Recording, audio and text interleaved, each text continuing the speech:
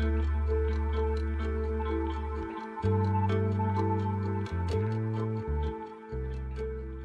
interested in hearing about your process and like switching over from shooting film to digital and how that changed over time. Because right now I'm only shooting film and hoping to get into digital eventually.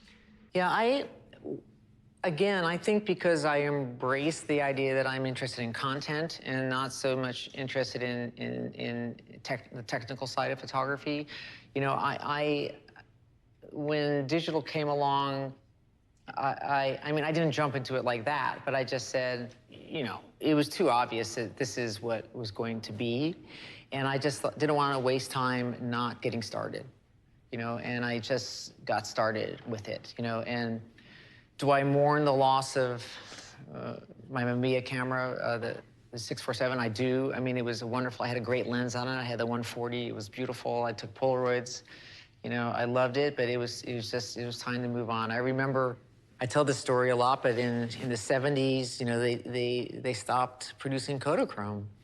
And I know photographers ran to the stores, bought boxes of Kodachrome, stuck them in their freezers, you know, stuck it in their freezers, hoping to keep it. And I just thought it was time to move on and try to figure out how to use digital as best I could and be secure or just remind myself that it was about what was inside the image, you know, and you'll get there.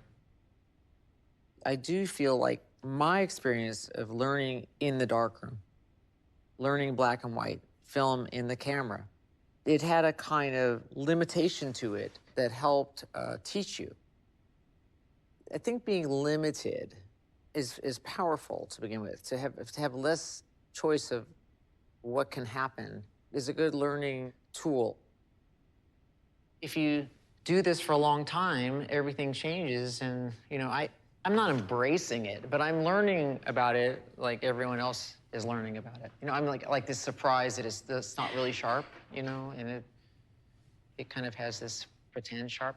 The thing that bugs me the most is when I go take a picture, and I bring the work back to my studio to basically render it, or I can't get what I saw when I shot it, you know, on the back of the camera. You know, it's just like irritating. And what's worse is it looks incredible on the screen and I can't get the output. And then what you shoot when you're out there may not necessarily be what you want when you get back to the computer to render it. You may want it flatter. You may want to print, you know, shoot it flatter. You may want to open up, you know, have more latitude so when you go back, you can actually bring it back down and go dark. You're back in the dark room in front of that computer, for sure.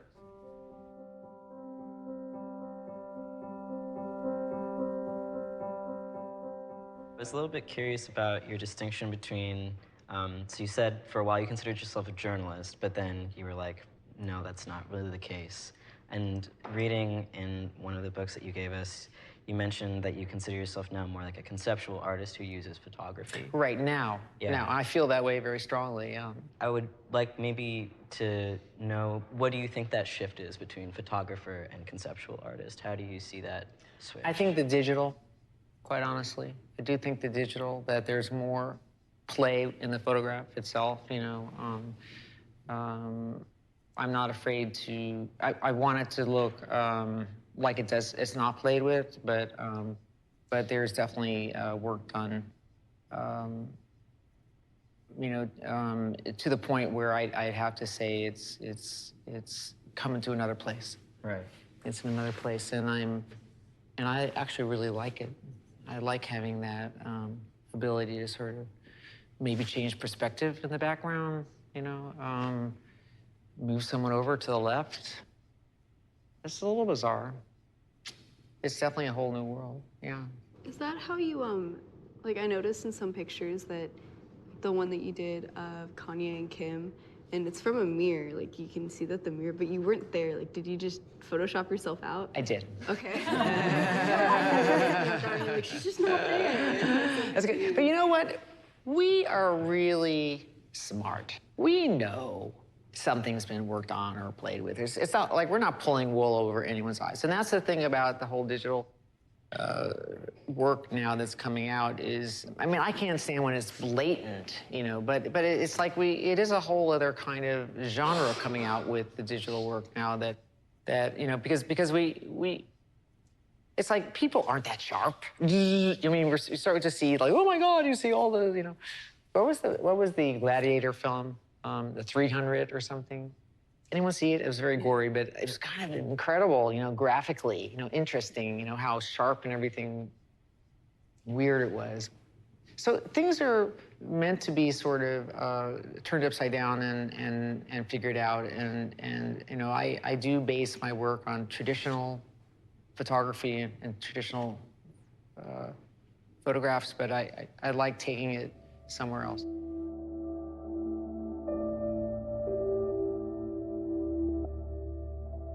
There was an image that you did of Renee Fleming. There appeared to be like a bit of a blur in it, like maybe she was moving. Oh, no, that's sharp. That's sharp. No, I'm just kidding. It's not. And I found that to be very encouraging because it's such a beautiful image. So I just think it's interesting to hear that, you know, it wasn't always like, let's because keep I took these everything sharp. books. It wasn't so much you didn't want it to be sharp. It's just it wasn't sharp. You know, 35 millimeter printed on paper, you know, wasn't sharp. So Julia Margaret Cameron, and I was trying to explain this, she worked with this camera that had the long lens. I wonder if there's a picture of it. Yeah, I remember. And a lot of the pictures were soft. I mean, she was sort of, anyway, her pictures were sort of soft focus because they were just at f8, and she just had to find that spot, you know, where it was okay. The great story about that is you know, so she died and she left her equipment to her son, who became a photographer, and he became a portrait photographer, and his pictures were really sharp, or sharper and cleaner, and they were boring as hell. They really weren't very good, and he never really made a very good living. But she created these little tableaus that she did with her neighbors. This is very beautiful. This is against the wall in the back area of, you know, very Victorian, actually. I've been looking at these because I've been thinking about how to photograph Alice Waters. Interestingly enough, who's working in digital here?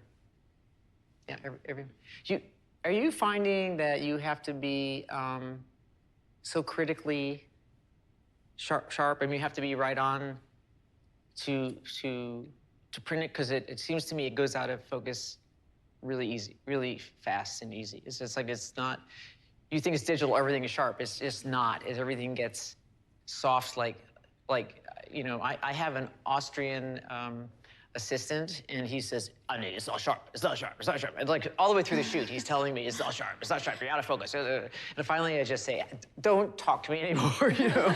Because he's like, everything is not sharp to him. And I just, you know, one thing I do is I go and sit down afterwards, and, you know, they have this sharpening tool, which is, you know, you're not supposed to use that, but I just say, sharpen it up, I don't care, you know? It's harder to have things appear sharper with the digital. Is anyone else finding, like, you have to be so critical with it? And you would think it's not true, right? That it's digital is supposed to be instantly sharp, right? Yeah, especially when you manually focus using the lens, or otherwise if you auto, like, it's gonna be another thing, it feels like.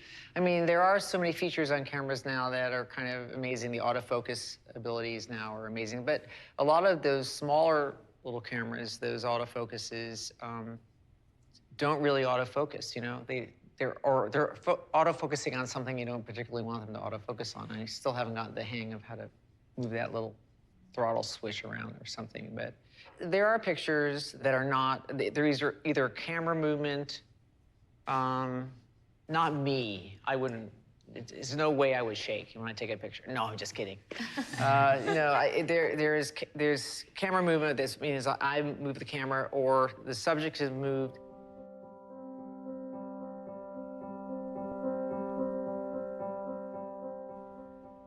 I was in Monument Valley for 3 days, and I went all over it. I rented a helicopter.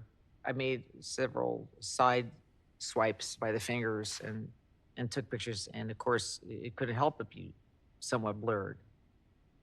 it's bigger than just being out of focus. It was really emotional landscape. I come from, shooting 35 millimeter, black and white, small camera, and I really learned black and white, 400 and 800 ASA, and I knew exactly. I can't believe it. I look back at that stuff now, and all of it's out of focus. Like I was at a 15th at f2 wide open, or, what I found out is,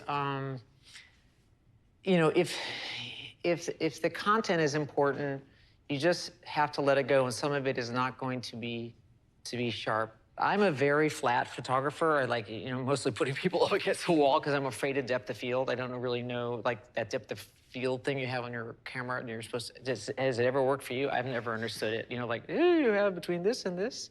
Are you learning that? Yeah. Yeah, you are? God, I have to go back to school. I find one thing to focus on, and then you pray.